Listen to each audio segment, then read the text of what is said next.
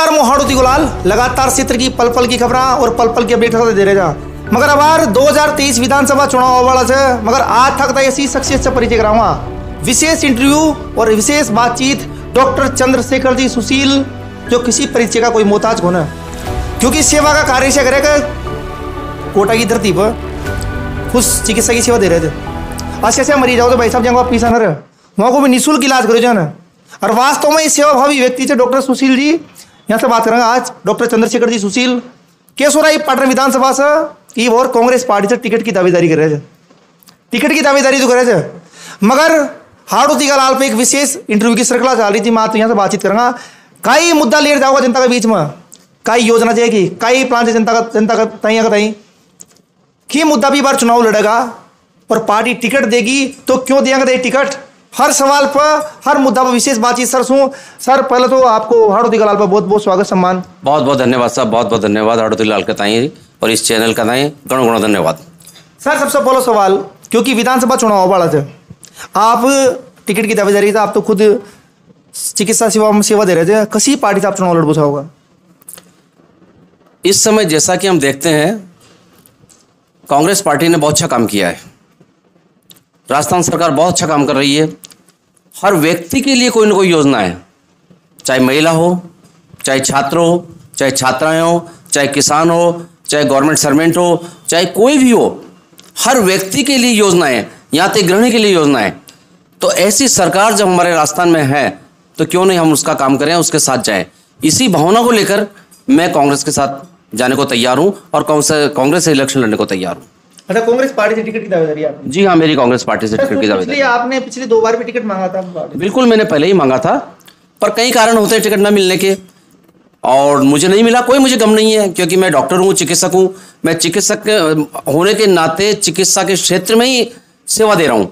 मैं वही जो भी पेशेंट मेरे पास आते हैं चाहे कहीं के भी आएँ, मेरे पास तो ये पूरी हाड़ोती के केस आते हैं, MP के केस आते हैं और बाहर के भी केस आते हैं और जगह भी, करौली के भी आते हैं, सवाई माधोपुर के भी आते हैं, सब जगह के केस आते हैं। तो मेरा ये रहता है कि जो भी पेशेंट मेरे पास आए वो ठीक होके जाए और संतुष्ट होके जाए, ये मेरी सबसे बड़ी बात है। और होता भी यही है कि जो पेशेंट मेरे पास आते हैं 99.999% ठीक होके जाते हैं। ये मेरी भावना रहती है पेशेंट के लिए और कम से कम पैसे में उसका इलाज हो। यहाँ तक कि के पाटन से यदि कोई पेशेंट आता है, के पाटन विधानसभा क्षेत्र से कोई पेशेंट आता है तो ये मान के चल लीजिए मैं उसका 1 रुपया खर्च नहीं कराता हूँ। कहीं पर उसका 1 रुपया खर्च नहीं हो। मैं दवा ये घर पे भी कोई दिखाने आता है मैं फीस लेता, टोटल दवाएं उसको अस्पताल दिलाता हूँ। कोई बाजार से लेना चाहे तो बाजार से ले ले, उसके लिए मुझे कोई आपत्ति नहीं है। पर जहाँ तक हो सकता है वहाँ तक मैं यही चाहता हूँ कि इसका 1 पैसा खर्च नहीं हो। यदि मेरा पेशेंट नहीं हो, किसी दूसरे का पेशेंट हो तो मैं उस डॉक्टर को फ़ोन करता हूँ और फ़ोन करके ही बोलता हूँ भैया मेरे गाँव का पेशेंट है, मेरे क्षेत्र का पेशेंट है, इसको प्रायोरिटी में देखना और उचित जो दवाएँ वो इसको लिखना और कम से कम जो भी फीस आप ले सकते हो वो लें। इतना मैं अपने पेशेंट के लिए करता हूँ। यदि कोई पेशेंट अस्पताल में भर्ती हो जाता है तो उस पेशेंट को अगर ऑपरेशन की आवश्यकता है तो दूसरे दिन उसकी जांच हो जाएगी, तीसरे दिन उसका ऑपरेशन हो जाएगा। मतलब 3 दिन में वो पेशेंट का सब कुछ हो जाएगा ये मान लीजिए और 4-5 दिन बाद उसको छुट्टी जाती है। तो मरीज कहने का मतलब मेरा ये है कि इतना सुखी है, इतनी अच्छी तरह से यहाँ से मेरे लिए दुआएं देके जाता है कि डॉक्टर साहब आपकी वजह से हमें कोई दिक्कत नहीं आई और आपकी वजह से हमें मजा आ गया, सारा ट्रीटमेंट बहुत अच्छा हो गया, 1 पैसा हमारा नहीं लगा। और आपकी जो सुविधाएं जो आप जो हमें दे रहे हो ये निश्चित रूप से कहीं ना कहीं हम आपको किसी भी रूप में बदले में देंगे पर आपको निश्चित रूप से कुछ न कुछ इसका फायदा होगा। सर सबसे बड़ी बात जनता को एक सवाल है, देखो आप तय जनता वोट क्यों दे? आपने पिछले 5 साल में जनता तय क्यों करो आपकी विधानसभा में? बिल्कुल सही बात है, क्यों वोट दे किसी के लिए? नए आदमी चले जाते हैं। सबसे बड़ी बात तो ये है कि मैं जिन मुद्दों पे मांग रहा हूं मैं अकेला व्यक्ति हूं जो केशवराय पाटन विधानसभा का रहने वाला हूं। मेरा पैतृक गांव श्रीपुरा है जहां मेरा जन्म हुआ है। अन्यठा से मैंने 8वीं तक कक्षा पास की है, उसके बाद मैं पढ़ने के लिए बाहर गया हूँ। मेरा नाता आज भी गांव से जुड़ा हुआ है, कंटिन्यू मैं गांव में जाता हूँ, मेरी ज़मीन वहाँ पर है। पिताजी सारसला पंचायत के सरपंच रहे हैं और सरपंच रहने के बाद वो पूरा बूंदी जिले के सरपंच संघ के उपाध्यक्ष रहे हैं। तो बाबूजी का भी कंटिन्यू जुड़ा हुआ है। मेरे दादाजी लाखरी सीमेंट फैक्ट्री में जॉब करते थे और वहाँ पर ही उनकी मृत्यु हुई काम के दौरान ही आग लग गई, उसमें जल के वो एक्सपायर हो गए। तो मेरा इस क्षेत्र से इतना नाता है कि बस पूछो मत हो और इसीलिए मैं चाहता हूं कि वहां जाऊं। दूसरी बात, के पाटन क्षेत्र को विशेष रूप से कोई भी व्यक्ति यदि मेरे पास किसी काम के लिए आता है, मेडिकल के लिए तो आता ही है, उसके लिए तो मैं करता हूं, उसके अलावा भी यदि किसी काम के लिए मेरे पास आता है तो मैं उच्च अधिकारियों को फ़ोन करता हूं, उसके काम के लिए जिससे भी रिलेटेड वो काम है उनसे मैं उसका काम कराने की कोशिश करता हूं। ये कहता हूं मेरे गांव का व्यक्ति है और उसका ये काम अटक रहा है, उसका काम जल्दी जल्दी कराएं, और उसके काम को तुरंत प्रभाव से मैं कराने की कोशिश करता हूं और उसका काम होता है। दूसरा मुद्दा ये। तीसरा मुद्दा मेरे पास में जो सबसे बढ़िया ये है कि आज सबसे पिछड़ा हुआ क्षेत्र है केशवरायपाटन विधानसभा, जहाँ पर रोजगार के साधन नहीं है। पानी की किल्लत के लिए अभी भी आपने देखा होगा किसान यहाँ पर भूख हड़ताल में बैठे हुए थे। खैर अब हमारी जो मैडम है यहाँ पर डीसी मैडम, उन्होंने पानी छोड़ा और आज किसानों के चेहरे खिले हुए हैं। कहने का मतलब ये कि जो किसानों के मुद्दे हैं पानी और बिजली, इन पानी और बिजली के मुद्दों के लिए मैं खास करके विधानसभा क्षेत्र में आ रहा हूँ। मैं उन मुद्दों के लिए भी आ रहा हूँ कि रोजगार के साधन नहीं है। मैं चाहूँगा कि यहाँ पर कम से कम रोजगार के साधन मुहैया हो। आज तक केशवरायपाटन विधानसभा में एक भी कॉलेज नहीं है। सबसे शर्म की बात हमें मुझे लगती है, कम से कम यहाँ पर 4-5 नगर पालिका हैं, 4 नगर पालिकाओं के बीच में एक नगर पालिका में कॉलेज नहीं है। बच्चे पढ़ने के लिए कहाँ जाएं? केशवरायपाटन बहुत बड़ी विधानसभा है और कब बच्चे या तो बूंदी जाते हैं या कोटा जाते हैं। तो मेरा कम से कम अगर मैं आ जाता हूँ तो मैं ये करूँगा, 100% करके दिखाऊंगा कि कम से कम एक कॉलेज 4 जहाँ पर भी नगर पालिका है उसमें से कहीं ना कहीं एक कॉलेज बने। अगर ये हो जाती है तो बहुत बड़ी बात है। एक मुद्दा और बहुत ज़बरदस्त है। अगर हम इंद्रगढ़ की तरफ, खटगढ़ की तरफ जाते हैं, खटगढ़ से आगे ऊपरी साइड में गेंडोली साइड में पानी की व्यवस्था नहीं है। गेंडोली मतलब अपने खटगढ़ से लेकर और लाखेरी तक पानी की व्यवस्था नहीं है। और पास में एक नदी बहती है जो कि लाखेरी में जाके खुलती है, आपने भी देखा होगा, और उसमें 12 महीने पानी बहता है, 12 महीने चलती है वो नदी। अगर उस पानी को खटगढ़ के पास ही रोककर और लिफ्ट करा के उस साइड में नहर बन जाए तो मेरे ख्याल से खटगढ़ से लेकर और लाखेरी तक के जो उस साइड के गांव हैं सबको पीने का पानी मिलेगा, जानवरों को पानी मिलेगा और खेती करने के लायक पानी हो जाएगा। सारे सब मेरे किसान भाइयों के चेहरे खिल जाएंगे। एक ये मेरी बहुत बड़ी योजना है। यही नहीं, लाखेरी इंद्रगढ़ के बाद भी मैं देखता हूँ कि इंद्रगढ़ के जो पीछे के गाँव हैं उन गाँव में पीने का पानी नहीं है। मैं खुद गया था वहाँ पर, वहाँ पानी बार जो टैंकर होते हैं उसमें पानी भर लेते हैं, ताले लगाते हैं, ताले तोड़ के लोग वहाँ पानी निकाल के ले जाते हैं। तो कम से कम वहाँ उस गांव में पानी की व्यवस्था करा सको, बहुत ईजी है, कोई बहुत बड़ी बात नहीं है वहाँ पानी की। अगर चंबल नदी पर थोड़ा छोटा मोटा भी यदि कोई अगर उसको रोक के पानी रोक के और वहाँ से अगर इस साइड में पानी की बहाव दे दिया जाए, ऐसा कोई पाइप डाल दिया जाए बड़ा वाला, ताकि वहाँ से पानी ले सकते हैं। जब टोंक जिले से पानी नैनवा तक पहुँच सकता है तो यहाँ से पानी पहुँचाने में तो मात्र 2 या 3 किलोमीटर की बात है, यहाँ पानी आराम से पहुँच सकता है। कहने का तात्पर्य मेरा ये है कि जो यहाँ की प्रॉब्लम है, मैं सिर्फ उनको प्रॉब्लम को दूर करने के लिए मैं यहाँ पर आना चाहता हूँ। उन प्रॉब्लम को मैं चाहता हूँ कि जितना जल्दी हो सके मैं दूर करूँ ताकि हर आदमी खुश रहे। दूसरी बात, बेरोजगार की समस्या इतनी है, कोई रोजगार के साधन नहीं है। एक समय था, एकमात्र रोजगार का साधन था यहाँ पर फैक्ट्री, गन्ना फैक्ट्री। उस फैक्ट्री को बंद हुए लगभग 20 साल हो गए। लोग वाक सब आवाज़ उठाते हैं पर मेरे ख्याल से कोई भी आज तक सक्सेस नहीं हुआ। और मैं तो यहाँ तक कहूँगा, मैं कोशिश करूँगा उसको चालू करने की। अगर वो फिर भी अगर उसमें रोक आती है तो कम से कम उस जगह पर ऐसी कोई फैक्ट्री लग जाए, ऐसा कोई वो लग जाए, मिल लग जाए दूसरा, जहाँ पर हजारों व्यक्तियों को रोजगार मिल सके। कम से कम उस जमीन का यूटिलाइजेशन हो जाए, ये मैं चाहूँगा। इसके लिए भी कोशिश रहेगी मेरी, क्योंकि गन्ना अगर होता है तो गन्ना फैक्ट्री लगाएं, नहीं होता है तो कम से कम दूसरा कुछ उसमें करने की कोशिश करेंगे। ये मेरी योजना है। और भी बहुत सारी योजनाएं मेरे पास, तो काफ़ी सारी योजनाएं, हर जगह के लिए योजनाएं। आप ये देखिए कि जो यहाँ पर अपने चंबल नदी भरी है, चंबल नदी के तट हजारों बीघा भूमि पड़ी हुई है। वहाँ गवर्नमेंट के खर्चे पर उनको बराबर समतल करा के और वहाँ के गाँव के गरीब किसानों को उस भूमि का यदि मैं आवंटन कराता हूँ तो इससे बड़ी बात मेरे लिए कुछ नहीं होगी। कम से कम वहाँ की ज़मीन मेरे किसानों को मिले और किसान उसमें अपनी पैदावार कर सके और अपने घर का खर्चा चला सके, अपने बच्चों को पढ़ा सके। मेन समस्या ये तो आपने पानी की बताई, ग्रामीण क्षेत्र के जो किसान हैं उनके लिए इस समस्या का समाधान मिलेगा। मगर मेन मुद्दे की बात यह है कि ग्रामीण क्षेत्र में एक तो सबसे बड़ी समस्या थी शिक्षा से संबंधित। स्कूल आज भी जर्जर है, ग्रामीण क्षेत्र की सड़कें खुद ही पड़ी है, कई पुलियां ऐसी जिनका निर्माण कार्य नहीं हो रहा, ग्रामीण क्षेत्र का जुड़ाव शहरों से नहीं हो रहा। उनके लिए आपकी क्या योजना रहेगी? बिल्कुल, आपने बहुत अच्छी बात कही है और बहुत अच्छा क्वेश्चन आपका है। देखो, किसी भी गांव का यदि डेवलपमेंट कराना है तो 3 चीजें बहुत जरूरी है: शिक्षा, चिकित्सा, लाइट और पानी। अगर ये चीज किसी भी गांव में अगर मिल जाती है, उस गांव का डेवलपमेंट अपने आप हो जाएगा। आज केशवरायपाटन विधानसभा में बहुत से गांव ऐसे हैं जहां पर बिजली नहीं है, बहुत से गांव ऐसे हैं जहां पीने के पानी की दिक्कत है, बहुत से गांव ऐसे हैं जहां पर लाइट नहीं है, बहुत से गांव ऐसे हैं जहां पर सड़क नहीं है, बहुत से गांव ऐसे हैं जहां पर चिकित्सालय नहीं है, बहुत से गांव ऐसे हैं जहां पर स्कूल नहीं है। छोटे से छोटे गांव में भी मेरी योजना रहेगी कि उसमें प्राइमरी स्कूल चले।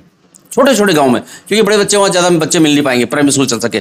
थोड़ा बहुत भी अगर बड़ा गांव हुआ तो वहाँ कम से मिडिल स्कूल बने, और ही बड़ा गांव हुआ तो वहाँ सेकेंडरी और सीनियर सेकेंडरी स्कूल बने। तो कम से कम शिक्षा, चिकित्सा, ये 2 मुद्दे ऐसे हैं, चिकित्सा और शिक्षा, जिनके लिए मैं भरसक प्रयत्न करूंगा। और आज आपसे मैं बोल रहा हूं, हर गांव में स्कूल होगा, हर गांव में अस्पताल होगा, ताकि वहां के व्यक्तियों को बाहर इलाज के लिए नहीं जाना पड़ेगा। ये तो मेन बात है। और रही बात रोड की, रोड वैसे मैं खुद भी घुमा हूं, ज्यादातर गांव में रोड बन चुके हैं, पर फिर भी रोडों की हालत बहुत जर्जर है, उन रोडों पे चला भी नहीं जा सकता। योजना मेरी यही रहेगी कि किसी भी तरह से करके मैं बजट कहीं से भी लाऊं, क्योंकि मैं 2 साल तक यहाँ का सुपरिटेंडेंट रहा हूं, फिर बाद में सरकार ने मुझे फिर 3 साल का मुझे एक्सटेंड दिया, 3 साल फिर मैं रहा हूं, लगभग 5 से 6 साल तक मैं सुपरिटेंडेंट रहा हूं। और यहाँ पर मैंने जो डेवलपमेंट कराया है, 450 करोड़ रुपए का डॉलर लेके आया हूँ मैं सरकार से, और 450 करोड़ जब मैं मेडिकल कॉलेज अस्पताल में लगे तो उसका रूप ही निखर गया। जिस अस्पताल का आउटडोर 400 पेशेंट का रहा करता था, आज उस अस्पताल का आउटडोर 500 पेशेंट का चल रहा है, 5000 पेशेंट का चल रहा है, 6000 पेशेंट का चल रहा है। तो कम से कम मैं इस तरह की योजनाएं लाऊंगा जिससे अस्पताल का डेवलपमेंट हो सके, रोड का सुधार कर सके, ताकि छोटी छोटी चीज भी हम गांव तक पहुंचा सके। ये तो बात रही सर सड़क से संबंधित, शिक्षा से संबंधित, मगर ये वादे हर नेता करता है जब जनता के बीच जाता है, 5 साल के लिए बोलता है ये का आपके लिए कराऊंगा। क्या वास्तव में जनता के बीच में जो जमीनी मुद्दे हैं ये 5 साल में आप पूरे कर पाएंगे? मैं नेता नहीं हूं, मैं आपको बता दूं, मैं नेता नहीं, मैं डॉक्टर हूं, और मैं समाज सेवा से जुड़ा हुआ हूं। ये डॉक्टरी पेशा ऐसा है जो हमेशा समाज सेवा से जुड़ा रहता है। अगर नेता होता तो मैं, मेरे ख्याल से भाषण देके मैं चल जाता, और भाषण जो देते हैं वो पूरे आधे पूरे करते हैं, आधे पूरे नहीं करते हैं। मैं जो कुछ कहूँगा वो करके बताऊँगा। और गवर्नमेंट की, चाहे कोई सी भी गवर्नमेंट आए, मेरी गवर्नमेंट आती है, किसी भी तरह से मैं बजट लाऊंगा, लेकिन बजट लाऊंगा। और सीएम साहब को, जो भी सीएम साहब होंगे, मानना पड़ेगा कि ये प्रॉब्लम आपके गांव की चल रही है, बिल्कुल मैं बजट दूंगा आपको, क्योंकि ये आपको प्लानिंग के ऊपर डिपेंड करता है, आप किस तरह से प्लान बना के लेके जाते हो। मैंने कम से कम अस्पताल के लिए 70 प्लान बना के ले गया, और आपको ताजुब होगा इस बात के लिए, मेरे 70 के 70 प्लानों पे गवर्नमेंट ने काम किया, और आज मेरे 70 प्लान थे वो पूरे हो गए, और आज अस्पताल पता नहीं कहाँ से कहाँ पहुंच गया। ये तो आप में दम होना चाहिए। आज मैं बात करता हूँ धारीवाल जी की, धारीवाल जी ने कोटा का कहाँ से कहाँ ले गए धारीवाल जी, देखिए अब आप किस जगह था। आज से 5 साल पहले क्या था कोटा में, और 5 साल में क्या हो गया, उनकी प्लानिंग है। तो अगर अच्छा प्लान होगा तो डेवलपमेंट अच्छा करा पाएगा। ये तो प्लानिंग के ऊपर डिपेंड करता है।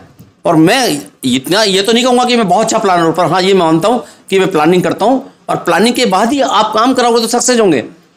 जो लोग बाग जो भाषण देते हैं, जो कहते हैं, वो बिना प्लानिंग कहते हैं ये करा दूंगा, मैं वो करा दूंगा।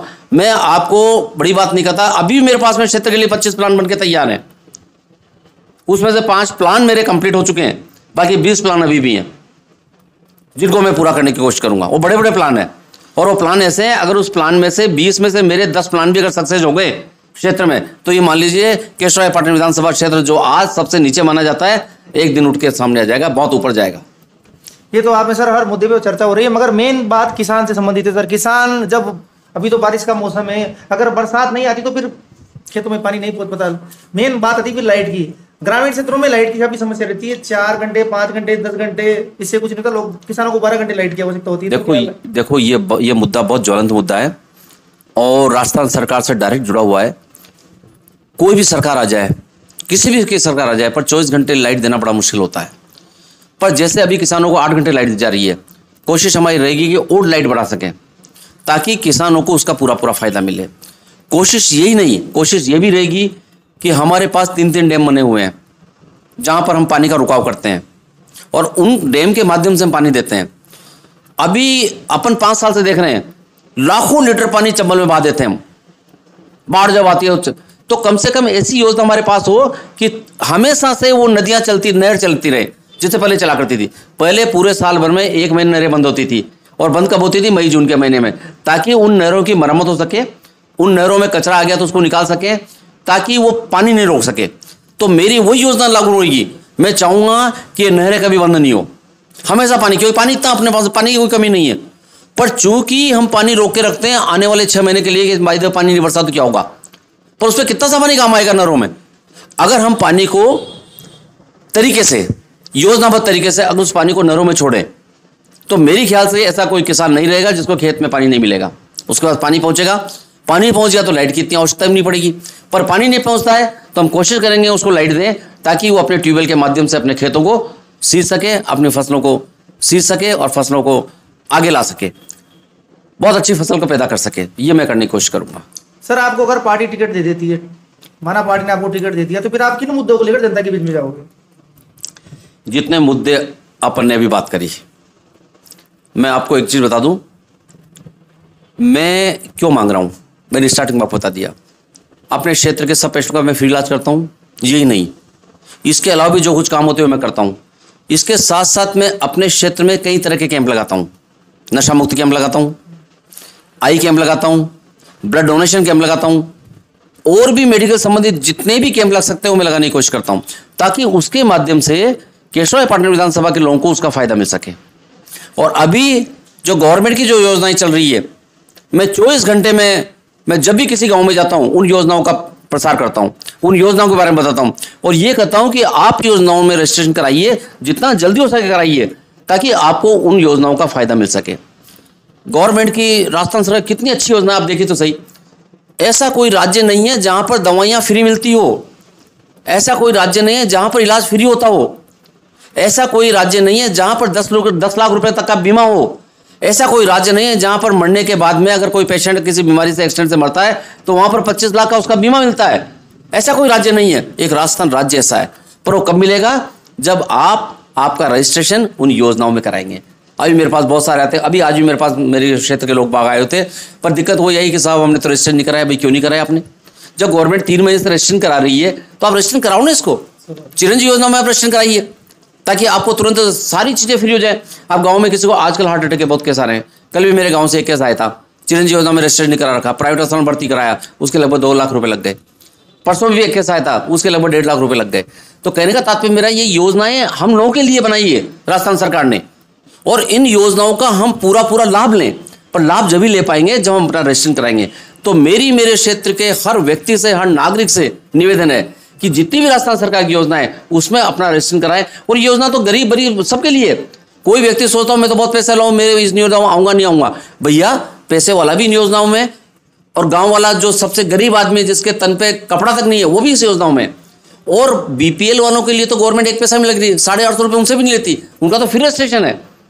तो जो बड़े आदमी है वो 850 रुपये जमा करा के और योजनाओं का फायदा उठा सकते हैं। या जो दूसरी कुछ तो फ्री की योजना है उसमें फ्री में अपना रजिस्ट्रेशन कराएं और इन योजनाओं का फायदा उठाएं।